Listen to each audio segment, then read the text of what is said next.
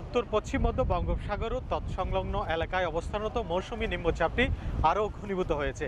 এটির প্রভাবে সকাল থেকে উপকূলীয় জেলা কক্সবাজারে থেমে থেমে ভারী বৃষ্টিপাত হচ্ছে।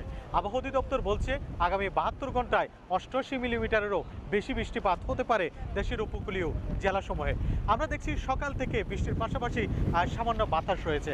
আমি এই মুহূর্তে অবস্থান করছি কক্সবাজার সমুদ্র সৈকতে। আপনারা নিশ্চয়ই দেখতে পাচ্ছেন কক্সবাজার সমুদ্র সৈকতে কিন্তু এই যে বৈরী আবহাওয়া, এটির পরেও আমরা দেখছি অনেক পর্যটক কিন্তু এখানে ভিড় করছে। আমরা দেখছি সাগরে নামার যে বিধিনিষেধ রয়েছে তারপরেও দেখছি কিন্তু অনেক পর্যটক কিন্তু আসলে সাগরে নামছেন। এখানে দেখেছি আসলে লাইফগার্ড কর্মী যারা রয়েছেন তারা সতর্ক করছেন। ইতিমধ্যে সাগরে লাল পতাকা টাঙানো হয়েছে যেন কোনো পর্যটক সৈকতে না নামেন। আপনারা নিশ্চয়ই দেখতে পাচ্ছেন যে সৈকতে মানুষের আসলে ভিড় বাড়ছে। তাদের সঙ্গে আমি কথা বলেছি, তারা অনেকে বলছে যে সাগর দেখতে এসেছেন, কক্সবাজারকে দেখতে এসেছেন, বৈরী আবহাওয়া হলেও তারা আসলে সাগরের সৌন্দর্যটাকে আসলে মিস করতে চান না।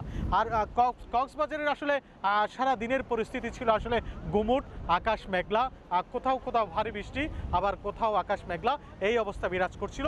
তবে সমুদ্র সৈকতে না নামার জন্য প্রশাসন বরাবরই দর্শনার্থীদের আসলে অনুরোধ করছে।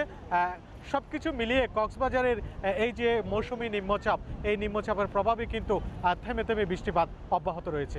এই ছিল আমার কাছে সর্বশেষ।